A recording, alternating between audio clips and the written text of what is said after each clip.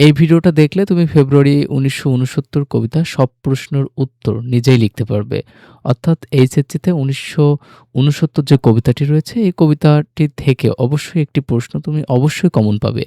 তো চলো দেরি না করে শুরু করা যাক। আসসালামু আলাইকুম। এডুকেশন কেয়ার ফেসবুক পেজ এবং ইউটিউব চ্যানেলে সবাইকে স্বাগতম। সুপ্রিয় শিক্ষার্থীরা, আজকে আমরা ফেব্রুয়ারি ১৯৬৯ যে কবিতাটি রয়েছে, এই কবিতাটির লাইন বাই লাইন ব্যাখ্যাসহ এই কবিতাটির মূল ভাব আমরা জেনে নিব। তো চলো দেরি না করে শুরু করি।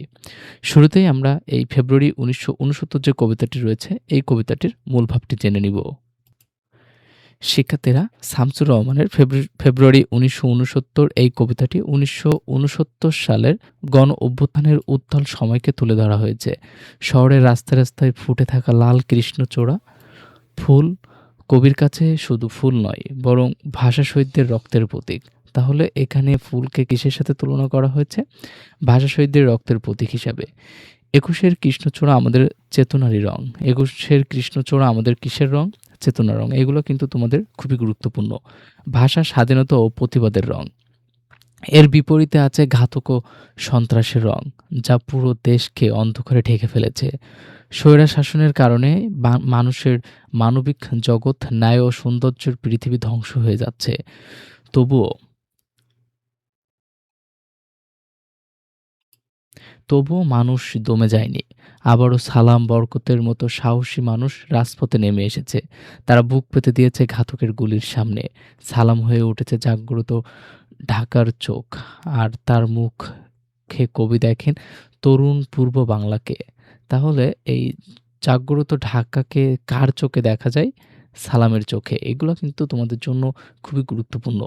কবি দেখেছেন সাধারণ মানুষের হাত থেকে ঝরে পড়েছে অবিনাশী বাংলা বর্ণমালা। বরকতের রক্ত আর মায়ের অশ্রুজল মিলে বাস্তবের মাটিতে নতুন ফুল ফুটেছে। সেই ফুল আসলে আমাদের প্রাণ, আমাদের ভাষা ও অস্তিত্ব। আনন্দ আর বেদনার মধ্য দিয়ে এই ফুল বেঁচে থাকে। কবিতাটি মূলত মানুষের সংগ্রামী চেতনা, আত্মত্যাগ ও দেশপ্রেমের এক শক্তিশালী শিল্পরূপ। অর্থাৎ আমাদের এই ফেব্রুয়ারি ১৯৬৯ যে কবিতাটি রয়েছে, এটা মানুষের সংগ্রামী চেতনা, আত্মত্যাগ ও দেশপ্রেমমূলক একটা কবিতা। ফেব্রুয়ারি ১৯৬৯ কবিতার এই লাইন বাই লাইন ব্যাখ্যাটা আমরা এখন জেনে নিব। আবার ফুটেছে দেখো কৃষ্ণচূড়া থরে থরে শহরের পথে, কেমন নিবিড় হয়ে, কখনো মিছিলে, কখনো বা। এ অংশে কবি শহরের রাস্তায় রাস্তায় থরে থরে ফুটে থাকা কৃষ্ণচূড়া ফুলের দৃশ্য বর্ণনা করেছেন। সাধারণভাবে কৃষ্ণচূড়া একটি সুন্দর লাল ফুল হলেও কবির চোখে এই ফুল আর সাধারণ ফুল নয়। এগুলো খুব ঘনভাবে ফুটে আছে, যেন কোনো গভীর বার্তা বহন করছে। একা হেঁটে যেতে যেতে মনে হয় ফুল নয়, ওরা শহীদের ঝলকিত রক্তের বুদবুদ, স্মৃতিগন্ধে ভরপুর। কবি যখন মিছিলে হাঁটেন অথবা একা শহরের পথে চলেন, তখন এই ফুলগুলো তার মনে ভিন্ন অনুভূতির জন্ম দেয়। তার মনে হয় এগুলো কেবল ফুল নয়, বরং ভাষা আন্দোলনের শহীদদের টকটকে লাল রক্তের ফোঁটার মতো। শহীদের রক্ত যেমন ভাষার জন্য আত্মত্যাগের স্মৃতি বহন করে, তেমনি এই কৃষ্ণচূড়া ফুলও সেই স্মৃতিতে ভরপুর। ফুলের লাল রং কবিকে শহীদের রক্তের কথা মনে করিয়ে দেয় এবং সেই রক্ত গন্ধের মতো স্মৃতির রক্ত তার মন ভরে ওঠে। এভাবে কবি কৃষ্ণচূড়া ফুলকে শহীদের ভাষার ত্যাগ, শহীদদের ত্যাগ, সংগ্রাম ও একুশের চেতনার প্রতীক হিসাবে তুলে ধরেছেন।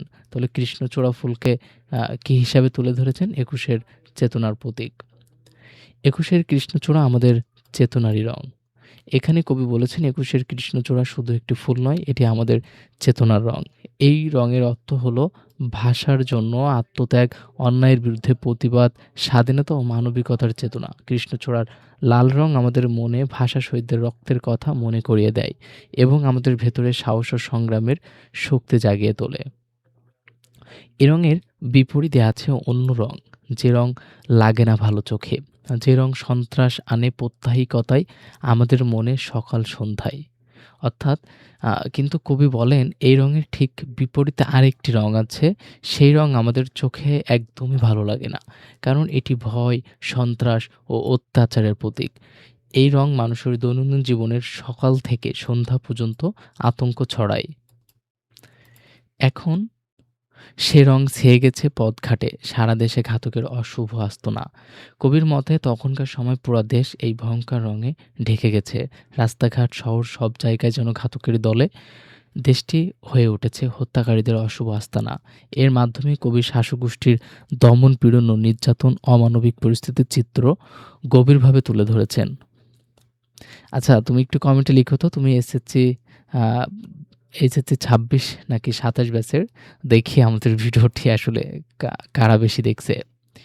আচ্ছা, কেউ বা ভীষণ জেদি, দারুণ বিপ্লবে ফেটে পড়া চতুর্দিকে মানবিক বাগান, কমল বন হচ্ছে তছনছ। এ অংশে কবি নিজের সঙ্গে দেশের সাধারণ মানুষের অবস্থানের কথা তুলে ধরেছেন। কবি বলেন, তিনি একা নন, তার মতো অসংখ্য মানুষ দিনরাত ধরে ঘাতক ও অত্যাচারী তৈরি করা ভয়ঙ্কর পরিবেশের মধ্যে বাস করছে। এই দমন-পীড়নের কারণে কেউ প্রাণ হারিয়েছে, আবার কেউ মৃত্যুর কাছাকাছি আধমরা হয়ে পড়ে আছে। আমি আর আমার মতোই বহু লোক রাত্রি-দিন ভুলণ্ঠিত ঘাতকের আস্তানায় কেউ মারা, কেউ বা আধমরা। তবুও সবাই ভেঙে পড়েনি। অনেক মানুষের ভেতরে জন্ম নিয়েছে প্রবল জেদ ও প্রতিবাদের আগুন। তারা অন্যায়ের সামনে মাথা নত না করে বিপ্লবের পথে ঝাঁপিয়ে পড়েছে। চারিদিকে যে মানবিকতা, ভালোবাসা, ন্যায় ও কল্যাণের সুর পৃথিবীতে ছিল, যাকে কবি মানবিক বাগান, কমলবন বলেছেন, তা ধ্বংস হয়ে যাচ্ছে। অত্যাচার ও সহিংসতার ফলে মানুষের মনুষ্যত্ব, ন্যায়বোধ ও সুন্দর সমাজব্যবস্থা তছনছ হয়ে পড়েছে। এ অংশে কবি শাসন ও নির্যাতনের ভয়াবহতা ও তার বিরুদ্ধে মানুষের সংগ্রামের চেতনার গভীর ছবি এঁকেছেন। বুঝি তাই ১৯৬৯-এও আবারও সালাম নামে রাজপথে শূন্য তোলে ফ্ল্যাগ। এই পঙ্খু উক্তিগুলোতে কবি ১৯৬৯ সালের গণ-অভ্যুত্থানকে ভাষা আন্দোলনের চেতনার ধারাবাহিকতা হিসেবে দেখিয়েছেন। কবি বোঝাতে পারেন, তাই ১৯৬৯ সালে আবার রাজপথে নেমে এসেছে সালাম। এখানে সালামের ভাষা আন্দোলনের শহীদদের প্রতীক। সেই সালামই নতুন করে মিছিলের নেতৃত্ব দিচ্ছে, হাতে তুলে নিয়েছে প্রতিবাদের পতাকা। বরকতের বুকপাতে ঘাতকের থাবার সম্মুখে সালামের চোখে আজ আলোচিত ঢাকা, সালামের মুখে আজ তরুণ শ্যামল পূর্ব বাংলা। একইভাবে বরকত আবার ফিরে এসেছে প্রতীক রূপে। সেই বুক পেতে দিচ্ছে ঘাতক ও শাসকের নির্মম আঘাতের সামনে ভয় না পেয়ে। কবি বোঝাতে চান, ২১-এর শহীদেরা আত্মত্যাগ বৃথা যায়নি। তাদের আদর্শই নতুন প্রজন্মকে সংগ্রামে উদ্বুদ্ধ করেছে। এখন সালামের চোখ হয়ে উঠেছে জাগ্রত ঢাকা শহর, যেখানে আন্দোলন ছড়িয়ে পড়েছে। সালামের মুখে মনে আজকে তরুণ, সবুজ ও প্রাণবন্ত পূর্ব বাংলার যারা অন্যায়ের বিরুদ্ধে দাঁড়িয়ে মুক্তির পথে এগিয়ে যাচ্ছে। দেখলাম রাজপথে, দেখলাম আমরা সবাই জনসাধারণ। এই পঙ্ক্তিগুলোতে কবি আন্দোলনের জীবন্ত ও আবেগময় দৃশ্য তুলে ধরেছেন। কবি বলেন, তিনি নিজে রাজপথে দাঁড়িয়ে দেখেছেন, শুধু কয়েকজন নয়, সাধারণ মানুষ সবাই এক হয়ে পথে নেমে এসেছে। এখানে আমরা সবাই জনসাধারণ কথাটি দিয়ে কবি বোঝাতে চেয়েছেন, এই আন্দোলন কোনো বিশেষ শ্রেণীর নয়, এটা গোটা জাতির আন্দোলন। দেখলাম সালামের হাত থেকে নক্ষত্রর মতো ঝরে অবিরত অবিনাশী বর্ণমালা। এরপর কবি বলেন, তিনি দেখেছেন সালামের হাত থেকে নক্ষত্রের মতো ঝরে পড়ছে অবিনাশী বর্ণমালা। এখানে সালাম ভাষা শহীদ ও সংগ্রামী মানুষের প্রতীক, আর বর্ণমালা বলতে বোঝানো হয়েছে বাংলা ভাষা ও তার অক্ষরগুলোকে। নক্ষত্রের মতো ঝরে পড়া মানে এই ভাষার উজ্জ্বল, দীপ্তময় এবং অমর। যতই দমন পীড়ন আসুক, বাংলার ভাষা ও তার চেতনা কখনো ধ্বংস হবে না। এ অংশে কবি দেখিয়েছেন, জনতার ঐক্য আর ভাষার শক্তি আন্দোলনের সবচেয়ে বড় অস্ত্র। আর বরকত বলে গাঢ় উচ্চারণে, এখনো বীরের রক্তে দক্ষিণী মাতার অশ্রু জ্বলে। এই পঙ্ক্তিগুলোতে কবি ভাষা শহীদদের আত্মত্যাগের গভীর তাৎপর্য তুলে ধরেছেন। কবি বলেন, বরকত এখনো দৃঢ় ও গভীর কণ্ঠের কথা বলে, অর্থাৎ বরকত এখনো শহীদদের প্রতিবাদী কণ্ঠের প্রতীক। তার কণ্ঠে আছে সাহস, দৃঢ়তা আর অন্যায়ের বিরুদ্ধে দাঁড়ানোর শক্তি। কবি বলেন, আজও বীরের রক্তে আর দক্ষিণী মায়ের অশ্রু জল ফুটে ওঠে। এখানে ফুল বলতে বোঝানো হয়েছে স্বাধীনতার চেতনা ও মানবিক মূল্যবোধকে। ফোটে ফুল বাস্তবের বিশাল চত্বরে, হৃদয়ের হরিত উপত্যকায়। এই ফুল বাস্তবের বিশাল চত্বরে ফোটে, অর্থাৎ সমাজ ও রাষ্ট্রের বাস্তব জীবনের এর প্রভাব পড়ে।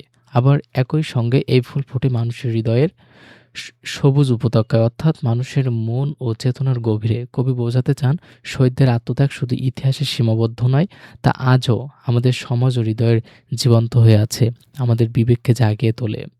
সেই ফুল আমাদেরই প্রাণ, শিহরিত ক্ষণে ক্ষণে আনন্দের রৌদ্রে আর দুঃখের ছায়ায়। এই পঙ্ক্তুগুলোতে কবি ভাষা শহীদদের আত্মত্যাগকে জাতির জীবনের সঙ্গে একাকার করে দেখিয়েছেন। কবি বলেন, যে ফুলের কথা বলা হয়েছে তা আসলে আমাদেরই প্রাণ। এখানে ফুল বলতে বাংলা ভাষা ও স্বাধীনতার চেতনা, শহীদদের রক্তে গড়া একটি জাতিসত্তাকে বোঝানো হয়েছে। এই চেতনা ছাড়া আমাদের অস্তিত্ব অর্থহীন। কবি আরও বলেন, এই প্রাণ ক্ষণে ক্ষণে শিহরিত হয়, কখনো আনন্দের রৌদ্রে, আবার কখনো দুঃখের ছায়ায়। অর্থাৎ শোকের সময় যেমন আমরা একই চেতনায় উজ্জীবিত হই, তেমনি কষ্ট ও বিপদের সময় এ চেতনা আমাদের শক্তি দেয়। আনন্দ ও বেদনায় দুইয়ের মধ্য দিয়েই এই প্রাণ বেঁচে থাকে এবং বিকশিত হয়। কবি বোঝাতে চান, ভাষা শহীদদের স্মৃতি আমাদের জীবনের প্রতিটি মুহূর্তে সঙ্গে গভীরভাবে জড়িত আছে। শিক্ষার্থীরা, এই ছিল তোমাদের ফেব্রুয়ারি ১৯৬৯ যে কবিতাটি রয়েছে, এই কবিতাটির মূল ভাব এবং প্রতিটি লাইন বাই লাইনের ব্যাখ্যা। এমন আরও ভিডিও পেতে এডুকেশন কেয়ার যে চ্যানেলটি রয়েছে এটি সাবস্ক্রাইব করো। যদি ভিডিওটি পেজে দেখে থাকো তাহলে একটা লাইক দিয়ে রেখো। দেখা হচ্ছে পরবর্তী কোনো ক্লাসে। সে পর্যন্ত সকলেই ভালো থাকো, সুস্থ থাকো। আল্লাহ হাফেজ।